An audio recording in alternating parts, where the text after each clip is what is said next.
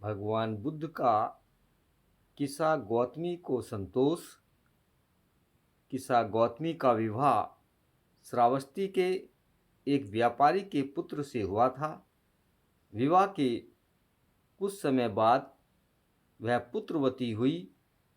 दुर्भाग्य से अभी उसमें चलने फिरने की ताकत भी नहीं आई थी कि उसे सांप ने डस लिया और उसका पुत्र चल बसा। सांप के कांटे का छोटा सा दाग बच्चे की मृत्यु का कारण कैसे हो सकता है?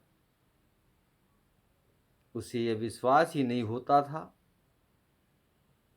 कि उसका बच्चा वास्तव में मर गया है, क्योंकि इससे पहले उसने मृत्यु देखी ही न थी।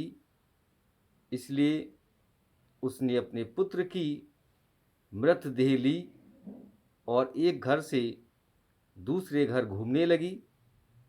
उसकी दशा ऐसी विचित्र थी कि लोगों ने समझा कि वह पागल हो गई है। अंत में एक वृद्ध पुरुष ने उसे श्रमण गौतम के पास जाने का परामर्श दिया।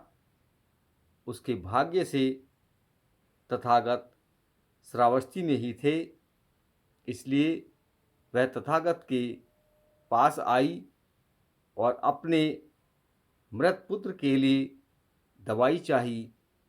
तथागत ने उसकी कष्ट गाथा और उसका विलाप सुना। तब तथागत ने कहा, नगर में जाओ और किसी ऐसे घर से जहाँ कोई मरा न हो सरसों के कुछ दाने ले आओ। मैं तुम्हारे बच्चे को जिला दूंगा। उसे यह बात अत्यंत शर्म मालूम दी। अपने मृत पुत्र की देह लिए उसने नगर में प्रवेश किया, लेकिन उसे शीघ्र ही पता लगा कि वह कितने भ्रम में थी। उसे एक भी ऐसा घर न मिला जहाँ कोई न कोई मरा न हो। एक गृहस्थ ने उसे कहा, जो जीते हैं वे थोड़े हैं, जो मर गए हैं वे ही अधिक हैं। वह तथागत के पास वापस लौट आई, निराश और खाली हाथ। तब तथागत ने पूछा, किसा गौतमी, क्या मृत्यु सभी के लिए नहीं है? क्या केवल उसी के साथ यह अप्रिय घटना घटी है?